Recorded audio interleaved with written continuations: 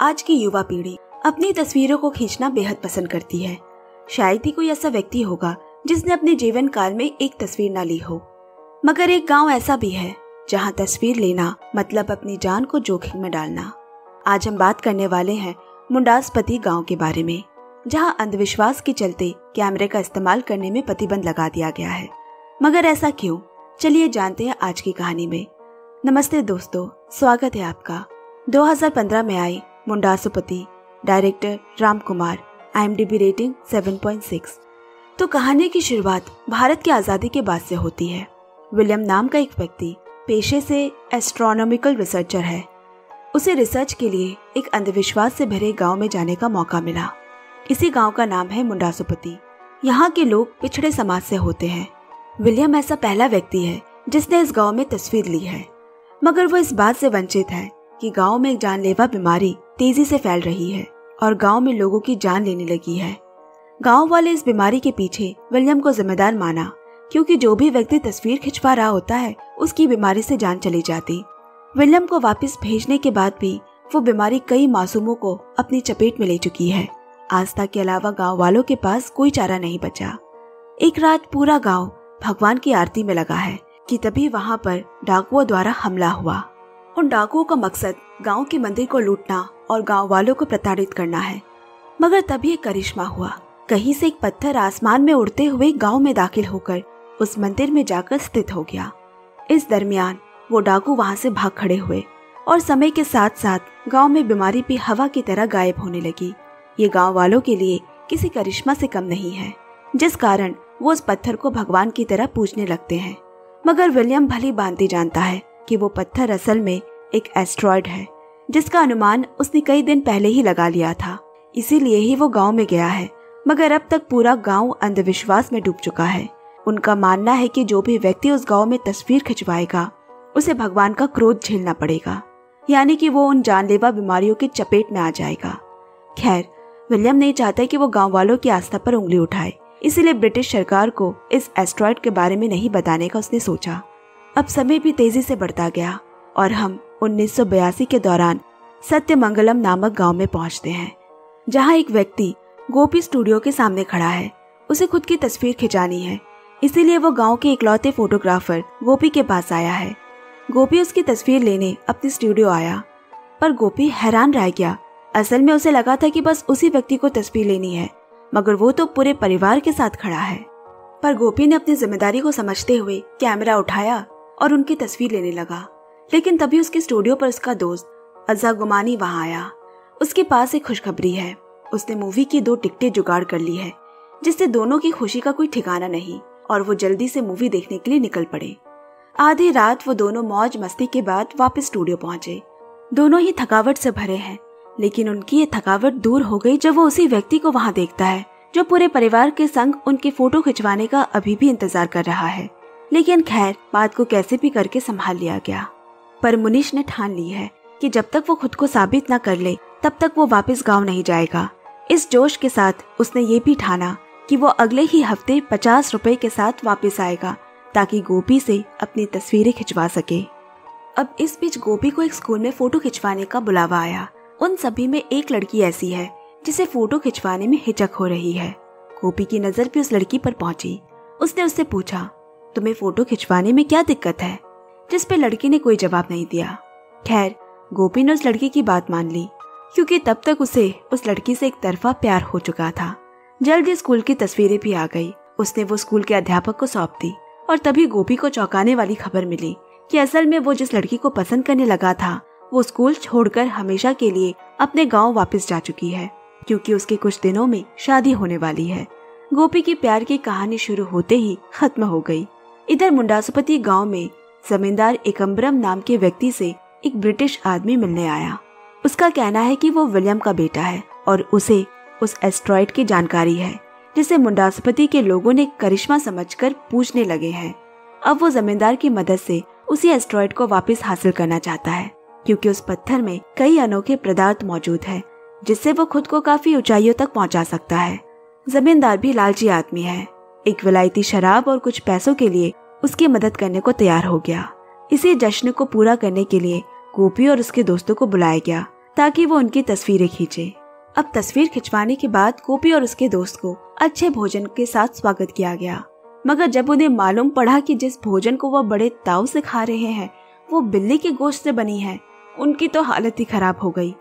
अब कुछ दिनों के बाद स्टूडियो पे मुंडास्पति गांव से एक और व्यक्ति आया और उसे अपने गांव आने का न्योता दिया, क्योंकि मुंडास्पति के लोगों ने हाल ही में अपने सरपंच को खोया है और उनकी मौत पर गांव वाले एक आखिरी तस्वीर खिंचवाना चाहते हैं।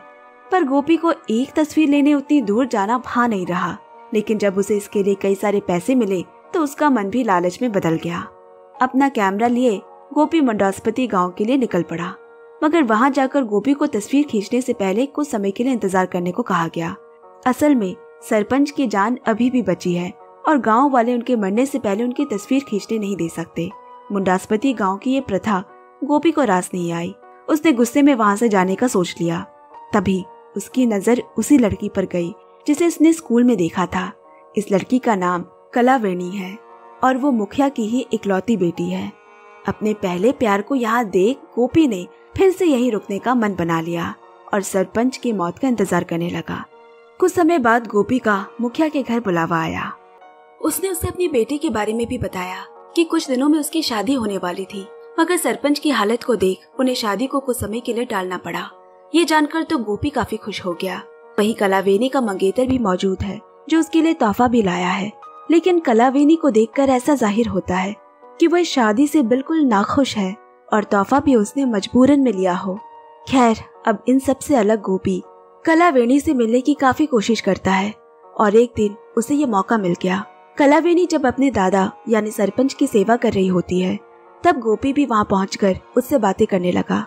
उससे काफी देर बातें करने के बाद गोपी गांव की सैर पर निकल पड़ा, जहाँ वो एक घर पर कुछ अजीब शब्दों को देखकर अचंभित हो गया, क्योंकि घर के दरवाजे पर वापस चले जाओ लिखा हुआ है। गोपी ने हैरानी से गांव वालों से इस बारे में पूछा। उसे मालूम पड़ा कि ये पूरा गांव ही अंधविश्वास से भरा है। उन्हें ऐसा लगता है कि अगर वो अपने दरवाजे पर ये सब लिखेंगे तो रात के वक्त भूत पिशाच उनके दरवाजे पर इन शब्दों को देख वापस चले जाएंगे। गोपी गांव की समझदारी पर हंस पड़ा। अब घूमते घूमते उसे एक चोर के बारे में भी मालूम पड़ा, जिसे गांव वालों ने चोरी करते हुए रंगे हाथों पकड़ा है। वो भी चोर को देखने वहां पहुंचा। वहां उसने गौर किया कि गांव के पुजारी का गांव में काफी दबदबा है। उसके इशारे पे ही आसमान के देवता की पूजा की जाती है और उसी के कहने पे एक बैल मंगवाया गया। उसी बैल के आधार पर बताया जाएगा कि उस चोर के साथ क्या किया जाए। अब बैल के आदेश के लिए सभी लोग शांति से खड़े हैं। तभी एक हवा के साथ वो बैल हिलने लगा और फिर उस चोर के हाथ और पैर तोड़ दिए गए। ये हादसा गोपी और उसके दोस्त के लिए काफी हैरान कर देने वाली थी। एकांत में वो दोनों इसी विषय पर चर्चा कर रहे हैं कि तभी थोड़ी देर में वहाँ कलावेणी आई गोपी से कुछ मदद मांगने। बात यह है कि उसकी बकरी को कुछ दिन बाद बलि पर चढ़ाने वाले हैं और उसे उसकी बकरी से बेहद लगाव है, इसीलिए वो उसकी आखिरी तस्वीर लेना चाहती है। गोपी उसकी इस फरमाइश से इनकार नहीं कर सका और उसने तस्वीर ले ली। वादे अनुसार वो इस मदद के बारे में किसी को नहीं बताएगा। अब चूंकि सरपंच अभी भी जिंदा है तो गोपी इधर उधर गांव-गांव घूम रहे हैं। इस बार वो गांव के दक्षिणी हिस्से पहुंचे। वहां उसकी मुलाकात एक आदमी से हुई। उसने बताया कि गांव से यहाँ आने वाले सिर्फ कुछ ही लोग होते हैं, इसलिए मुझे उनसे बातचीत करना बेहद पसंद है। दरअसल गांव के इस हिस्से में खंडहर पड़ चुका एक स्कूल है, जहां गांव वालों का मानना है कि यहाँ पर काली शक्तियों का राज है, जिस वजह से गांव के लोग इस हिस्से से दूर रहते हैं। गोपी को समझ आ रहा है कि आखिर गांव के लोग इतने बेवकूफ क्यों है। जो गांव एक स्कूल को भूतिया बताए, वहाँ पर अनपढ़ के अलावा कौन रहता होगा। दूसरी तरफ जमींदार ने अपने एक आदमी को उसी पत्थर यानी एस्ट्रॉइड को चुराने का जिम्मा दिया, लेकिन सफलता हासिल न कर पाने पे उसने उन्हें नकली पत्थर दिखाकर खुश करने का सोचा। पर ये बात जमींदार को पसंद नहीं आई। वो उसे मारने ही वाला होता है कि लेकिन फिर उसने खुद को रोक लिया। इधर गोपी वापस गांव आ पहुंचा, जहाँ अलग अलग अजीब तरह की रस्मों रिवाज चल रही है। एक बार बकरी की बलि दी जाती, वहीं दूसरे और सिर पर नारियल फोड़ा जाता। ये रस्में भी पूरे अंधविश्वास से भरी है। अब एक बार फिर गोपी को कलावेणी से बात करने का मौका मिला। इसी के साथ ही साथ उसे खबर मिली कि सरपंच की मौत हो चुकी है। अब जाकर गोपी और उसके दोस्त का इंतजार खत्म हुआ और उन्हें तस्वीर खींचने का मौका मिला। तस्वीर लेने के बाद वो अपने स्टूडियो वापस आ गया। गोपी के दिमाग में एक ही बात घूम रही है कि जैसे ही वो सरपंच की तस्वीर देने जाएगा, कलावेनी के पिता से शादी के लिए उसका हाथ मांग लेगा। मगर मानो ऐसा लग रहा है कि ये सपना भी शुरू होने से पहले ही खत्म हो जाएगा। बात कुछ ऐसी है कि गोपी ने जिन तस्वीरों को खींचा था वो तो साफ ही नहीं आई है। उसे समय से पहले एक और नई तस्वीर जुगाड़ करनी होगी, जिसके लिए बिना समय बर्बाद किए वो एक बार फिर मुंडासुपति गांव पहुंचा। मगर यहाँ उसे एक और हैरान कर देने वाली जानकारी मिली कि गांव वालों ने सरपंच के शरीर को दफनाने के बाद उसे जला भी दिया है। उन्हें खाली हाथ ही वहां से जाना पड़ा। अब वो क्या करेगा? गोपी के दोस्त ने एक आइडिया बताया कि हम अपनी दुकान को जला देते हैं और इस तरह वो खुद को निर्दोष साबित कर पाएंगे। ये कहकर कि तस्वीर भी दुकान के साथ ही जल गई। लेकिन जब उन्होंने ऐसा किया तो उनका पड़ोसी, जिसका आज तक किसी से कोई मतलब नहीं, उसने उनकी दुकान को बचा लिया और मुसीबत वैसे की वैसी पड़ी रह गई। मगर ये परेशानी उनकी जिंदगी से कुछ ही पलों में ओझल होने वाली है, क्योंकि उनके स्टूडियो पर मुनिशकांत की फिर से दस्तक हुई। इस बार उसने अपने वादे को पूरा किया। खुद की तस्वीरों के लिए वो पैसे लाया है। इस दुविधा की घड़ी में गोपी के दोस्त की नजर मुनीश के चेहरे पर पड़ी। ये तो बिल्कुल उसी सरपंच की तरह दिखता है ना। उसने गोपी से भी ये बात कही और दोनों दोस्तों की आंखें बड़ी बड़ी हो गई। उन्होंने मुनीश को एक फिल्म का झूठा लालच देकर तस्वीरें खिंचवाने को कहा। इधर मुनीश को लगा कि उसे जल्द ही मूवी में काम करने का मौका मिल जाएगा और उसने खुशी खुशी वो तस्वीर खिंचवाई। अब मुनीश की तस्वीर को लेकर गोपी मुंडासुपति गांव पहुंचा। वहां का कोई भी आदमी उस तस्वीर से कोई कमियां नहीं निकाल पाया। गोपी और उसके दोस्त को भोजन खिलाकर उनका स्वागत किया गया। गोपी तो बहुत खुश है कि चलो एक बला तो सर से हटी, लेकिन ये खुशी जल्द ही मुसीबत में बदल गई जब वहां पर उसने मुनीश को देखा। अरे, मुनीश तो उन्हीं सरपंच का पोता है और इसी वजह से उनकी शक्ल इतनी मिलती जुलती है। मुनीश की नजर गोपी और उसके दोस्त पर पड़ते ही वो समझ गया कि आखिर यहाँ पर क्या चल रहा है। अगले ही पल गोपी और उसका दोस्त गांव छोड़कर भागने लगे, लेकिन वो पकड़े गए और उन्हें एक जगह पर बंदी बनाकर रख दिया गया। रात के वक्त उन्हें छुड़ाने के लिए कलावेनी वहां आई और उसने दोनों को आजाद कर दिया। अगले सुबह कलावेनी क्या देखती है कि गोपी और उसका दोस्त फिर से पकड़े जा चुके हैं। लेकिन सच्चाई तो कुछ और ही है। जब गोपी को बचाने के लिए कलावेनी आई थी, तभी से उसने ठान ली कि अगर वो गांव छोड़कर जाएगा तो उसके साथ कलावेनी भी होगी। अब गोपी और उसके दोस्त को भी पुराने रस्म के तौर पर बैल के सामने खड़ा कर दिया गया। इस बार उनकी किस्मत ने साथ दी थी। वो बैल हवा आने के बावजूद भी हिला नहीं, क्योंकि बैल के नीचे कुछ छिपकलियों ने घर बना लिया है। इसे भगवान की इच्छा मानकर कुछ समय बाद उन्हें आजाद कर दिया, मगर उन्हें उसी गांव में रहकर छोटे मोटे काम करने होंगे। अब गोपी चाहता है कि वो कलावेनी का दिल जीते, इसीलिए वो मुनीश से छोटे मोटे पंगे लेता है ताकि खुद को उसके सामने निर्दोष साबित कर सके। हुआ भी यही। कलावेनी वहां आके मुनीश पे गुस्सा हो गई कि क्यों वो मजबूर गोपी पर अत्याचार कर रहा है। गोपी का प्यार तो अभी तक एक तरफा चल रहा था, मगर जल्द ही कलावेनी भी उसे पसंद करने लगी। उसे अपने घर में गोपी की थैली में वो तस्वीरें मिली जिसे गोपी ने उसके स्कूल में ली थी। उसकी इच्छा थी कि वो अपने स्कूल की कुछ तस्वीरें ला सके, लेकिन स्कूल छोड़ने की वजह से वो ले नहीं पाई। अब गोपी और उसका दोस्त दिन रात मेहनत के बाद मुखिया के घर आए, जहां गोपी भूख से ज्यादा कलावेनी से मिलने के इंतजार में बैठा है और खाना परोसने बाहर कलावेनी ही आई। गोपी के दिल को सुकून सा मिला। आधी रात को गोपी और उसका दोस्त कलावेनी के छत पर पहुंचे, जहां गोपी की नजरें लगातार कलावेनी पे टिकी हुई है। फिर उसकी नजर कलावेनी के बगल में रखे एक तस्वीर पर गई, जो उसी की यानी गोपी की होती है, और इससे गोपी को भी अंदाजा हो गया कि ये प्यार अब एक तरफा नहीं बल्कि दोनों तरफ हो चुका है। अभी गोपी का दिल खुशी से भरा ही था कि उसे एक अनजान आदमी भागता हुआ दिखा। बिना देरी किए गोपी और उसके दोस्त ने उसे पकड़ लिया।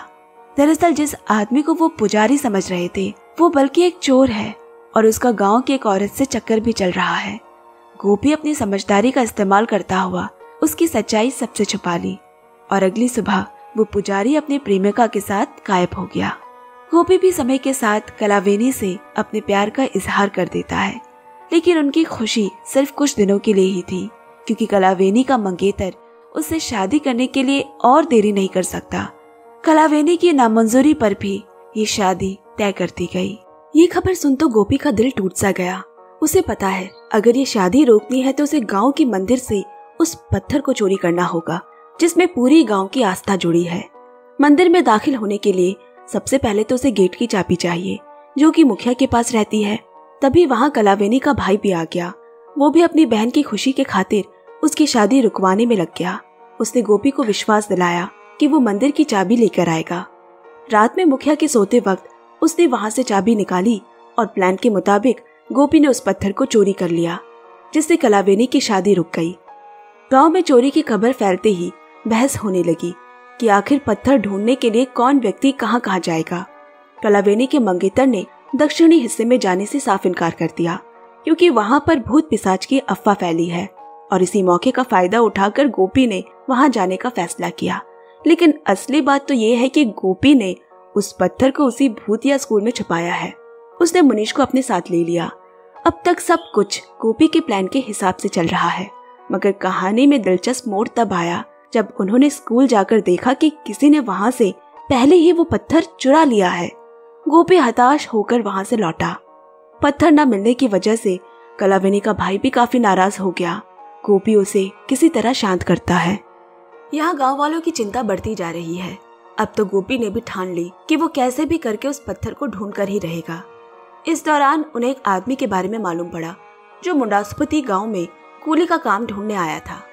गोपी का शक उस आदमी पे गया और उसे ख्याल आया कि उस आदमी को तो उसने जमींदार के यहाँ काम करते हुए देखा था।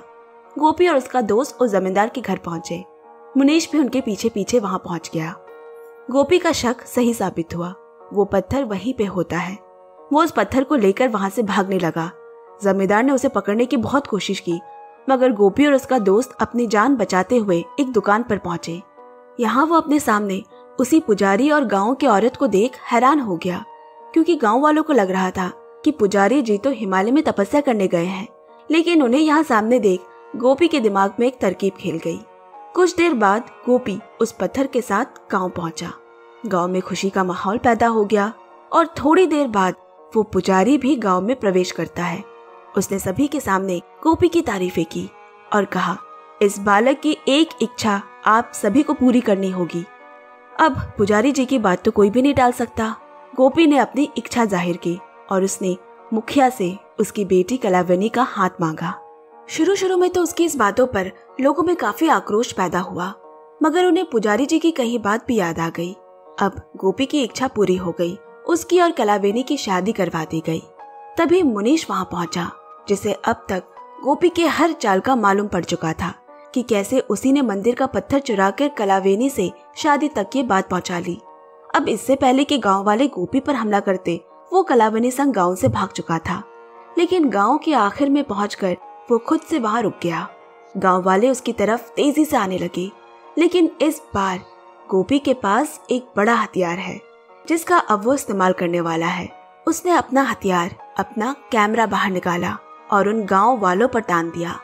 कैमरे में यमदूत को देख सभी गांव वाले उल्टे पैर भागने लगे और अंत में गोपी अपने प्यार को हासिल कर पाने में कामयाब हो गया। इसी के साथ ये मजेदार गोपी की कहानी मैं यही समाप्त करती हूँ। धन्यवाद। अगर आप इसी तरह की और भी कहानियां सुनना चाहते हैं तो हमारे चैनल को पक्के से अभी सब्सक्राइब करें और नोटिफिकेशन बेल को भी हिट करना ना भूलें। Bye bye friends, love you and take care.